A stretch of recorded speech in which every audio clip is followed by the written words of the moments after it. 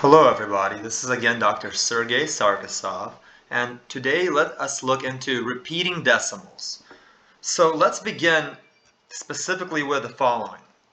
Okay, let's imagine somebody said, you know what, divide 1 by 7, right? Let's divide 1 by 7, 1/7 basically. But what is 1/7, right? Like what is the decimal representation of 1/7? In other words, we know it's 0, it's less than 1, point what, right? And probably like, not 2 because that'd be 1/5, so 0.1 and so on and so forth. And what is it, afterwards? Well, in other words, 1/7, right? That's what we're talking about. What is it equal to?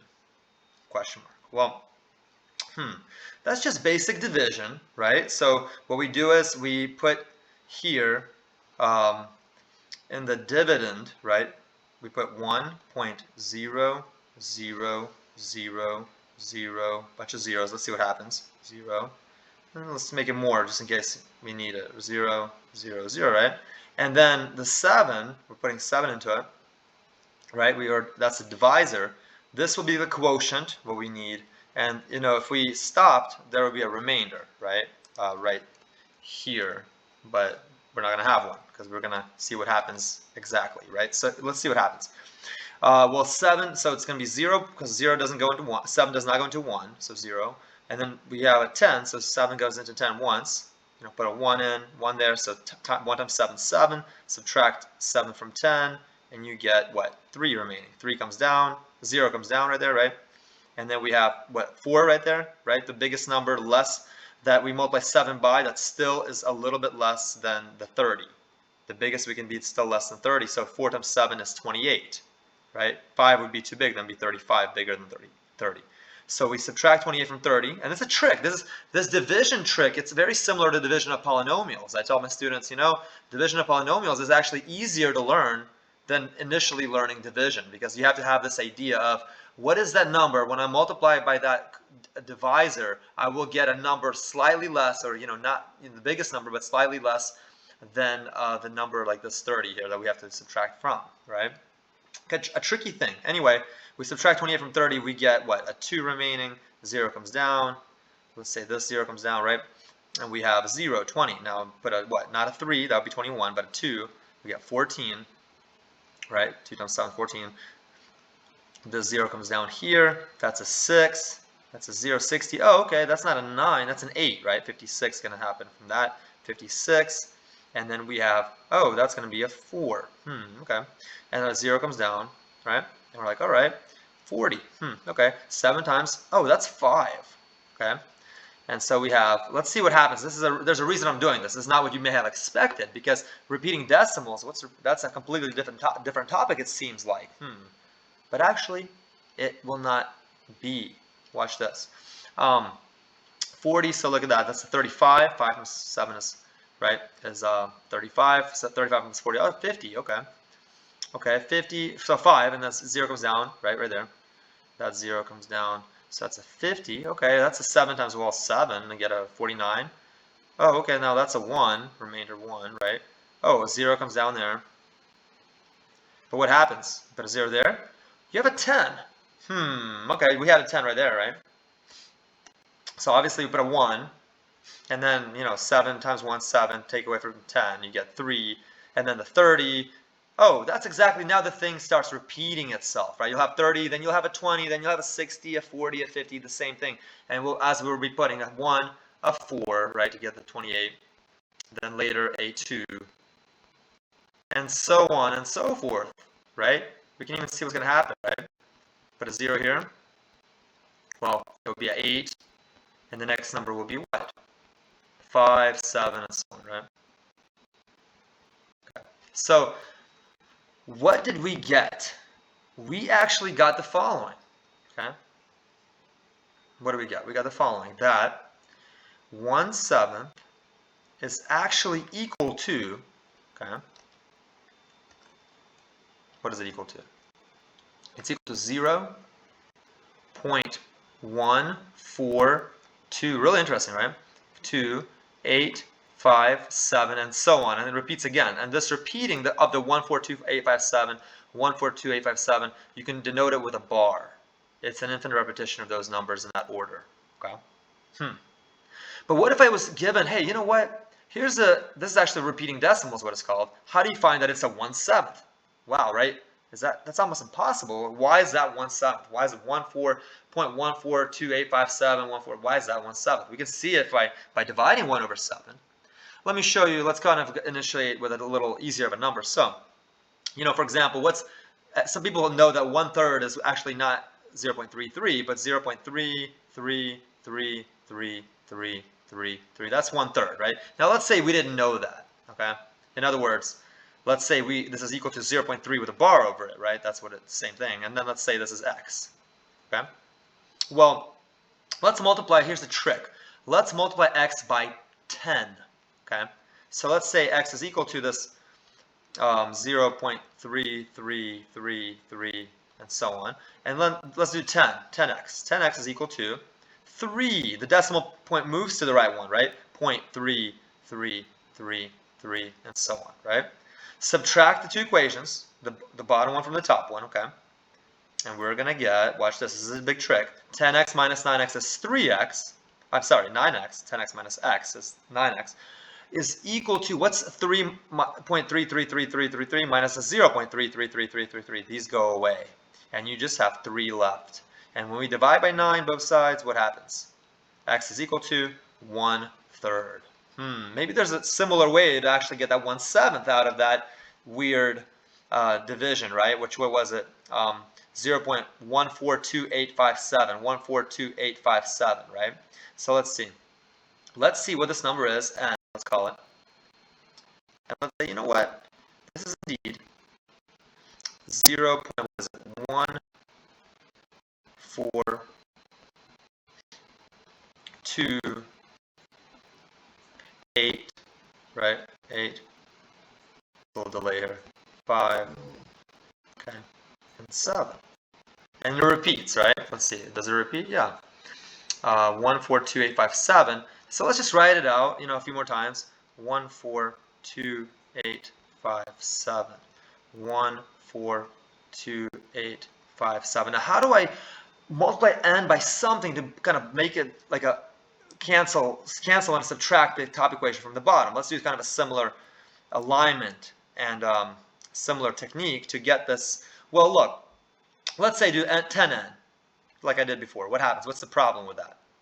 Well, it's going to be 1.4285, right? And what happens is, if you subtract the top from the bottom, or the bottom from the top, what happens? It's not an easy subtraction, right? What if I had this whole thing repeating underneath itself? And the only way I could do that, well, one of the ways to do that, would be to multiply, look at this, not by 10, because that would move the decimal point one time, but by 10 to the 1, 2, 3, 4, 5, 6, by 1,000,000, okay? So let's multiply that by 1,000,000, this n, okay? So 1,000,000, 6 zeros, 1, 0, 2, 0, 0, 3 zeros, 4 zeros, 5 zeros, 6 zeros. See, that's 10 to the 6th power, n moves the decimal spot 6 times. That's going to equal to 1.142857, right? 0.142857, 1.4287. And you know what we're going to do? Let's separate it a little bit like this. Let's shift this number to the right here, where the decimal's under the decimal.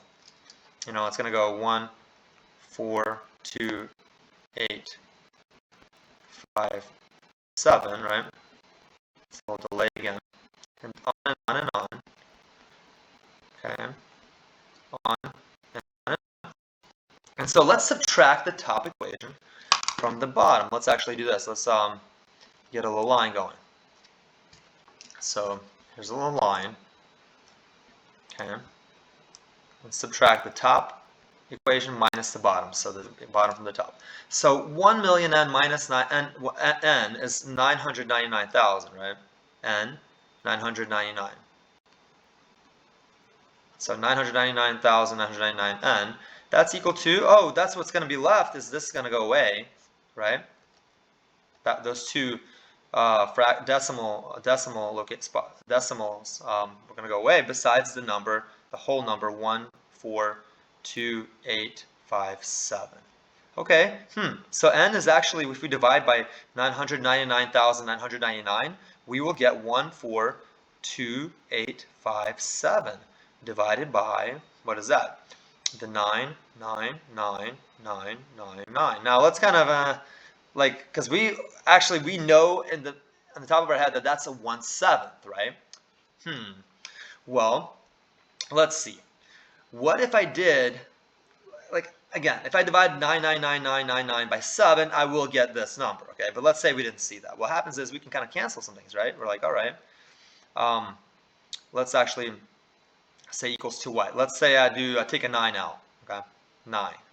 And if you do 9 times, what is 9 and 142,857? Okay, let's see what that is. It's going to be 1 and then 52, so that's going to be a what? A 5, and that's going to be 78. That's a 9, an 8, and 65, a 9. I mean a 7, and 7, a 63. So that's going to be 27, and that's a 3. Okay, so look at that, 158. So 9 times a 15873. Maybe 11 goes in there. Let's try 11. I think 11 may go. Let's kind of lower this a little bit into that remaining number. Okay, seeing that, and I think another 3 will work, or another 9. We'll see. I just want to divide that out. So look, that's going to be what is that? That's 99, basically dividing that number. So what is that? 1, and then you get a 18. That's a 1. That's a 17. 77. 1 second, is that working? 48, so that's a 4. 47, that's a 4. And then 33, that's a 3. Okay, 1, 4, that's a 5, plus a 7, 12. A 3 will go in there, okay? 3 will go in there. You'll see what I'm doing this for. Okay, so 4, and then I'm just doing this in my head a little bit, and 12, so 24, 8, 1, okay? And then anything else going in nicely? Let's see, maybe 13. 13 seems to go 7, right? 13 goes in there. What's the 13 goes in there? 1 second. That's a 3 and 91. 37. Okay. We got kind of lucky with that. So anyway, this top number, if you do actually a prime factorization of it, it's what's 9? It's 3 times 3. So there's a 2 3s and a 3 here. That's a 3 to the 3rd power. Okay. Times 11 times 13 times 37. And if you do this one, look, the same way, 99, which is actually, if you do the 9999, you'll get 99 times 1 zeros. What is it?